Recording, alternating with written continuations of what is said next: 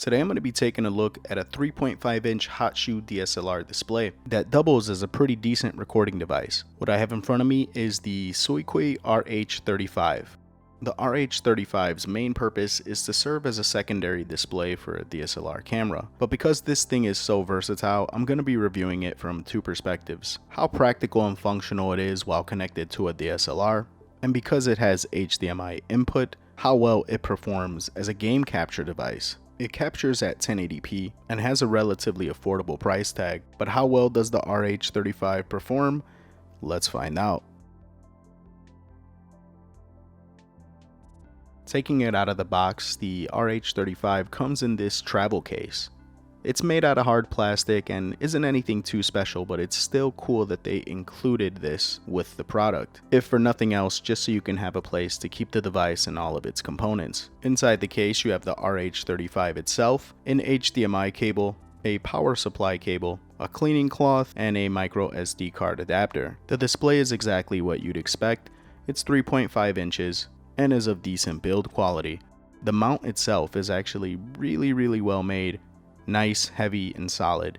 Over on the back of the display, you'll notice the power button, the port for the power supply, a USB port that can be used to upgrade the firmware, an HDMI input and HDMI output, and over on the back you'll notice you can mount a battery. This thing can be powered two ways.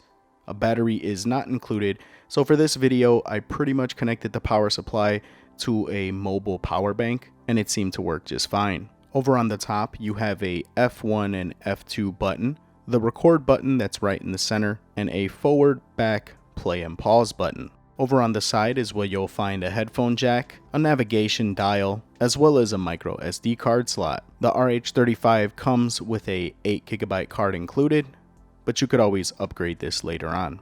So to test this thing out, I actually have the perfect camera to do it on.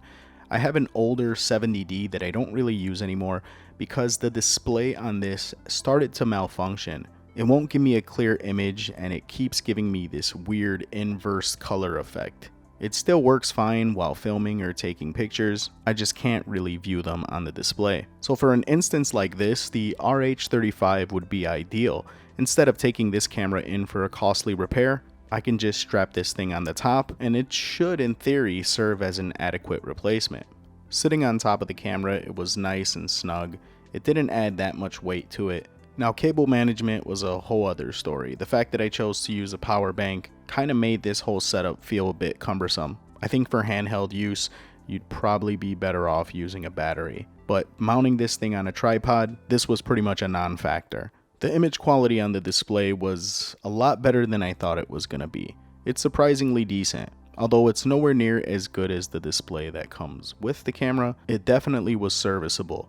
So I went ahead and I captured some footage and then captured the same exact footage using the record feature on the monitor itself. While attached to the DSLR, the monitor is capped at 1080p with 30 frames per second. While using it as a capture device, it can go up to 1080p 60 frames per second, but you can definitely see a pretty big difference in terms of quality that was filmed on camera versus on display.